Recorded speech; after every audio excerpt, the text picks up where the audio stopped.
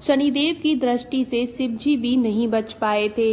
एक समय शनिदेव ने भगवान शंकर के धाम हिमालय पहुंचे। उन्होंने अपने गुरुदेव भगवान शिव को प्रणाम कर उनसे आग्रह किया, हे प्रभु, मैं कल आपकी राशि में आने वाला हूँ, अर्थात मेरी वक्र दृष्टि आप पर पड़ने वाली है। शनिदेव की बात सुनकर भगवान शंकर दंग रह गए और बोले, हे शनिदेव, आप कितने समय तक अपनी वक्र दृष्टि मुझ पर रखेंगे? शनिदेव बोले, हे नाथ, कल सवा पहर के लिए आप पर मेरी वक्र दृष्टि रहेगी। शनिदेव की बात सुनकर भगवान शंकर चिंतित हो गए और शनि की वक्र दृष्टि से बचने के लिए उपाय सोचने लगे। शनि की दृष्टि से बचने हेतु अगले दिन भगवान शंकर मृत्युलोक आए। भगवान शंकर ने शनिदेव और उनकी वक्र दृष्टि से बचने के लिए एक हाथी का रूप धारण कर लिया। भगवान शंकर को हाथी के रूप में सवा पहर तक का समय व्यतीत करना पड़ा तथा शाम होने पर भगवान शंकर ने सोचा, अब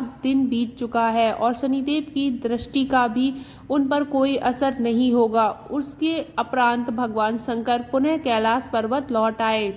भगवान शंकर प्रसन्न मुद्रा में जैसे ही कैलाश पर्वत पर पहुंचे, उन्होंने शनिदेव को उनका इंतजार करते पाया। भगवान शंकर को देखकर शनिदेव ने हाथ जोड़कर प्रणाम किया।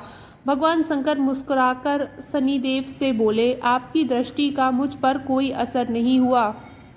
यह सुनकर शनिदेव मुस्कुराए और बोले, मेरी दृष्टि से ना तो देव बच सकते हैं और ना ही दानव, यहाँ तक कि आप भी मेरी दृष्टि से नहीं बच पाए। यह सुनकर भगवान शंकर आश्चर्यचकित रह गए।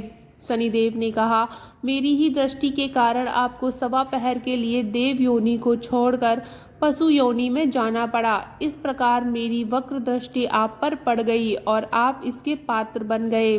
शनिदेव की न्यायप्रियता देखकर भगवान शंकर प्रसन्न हो गए और शनिदेव को हृदय से लगा लिया। यह कहानी अगर आपको अच्छी लगे तो चैनल को सब्सक्राइब ज़रूर करें और वीडियो को लाइक शेयर करें।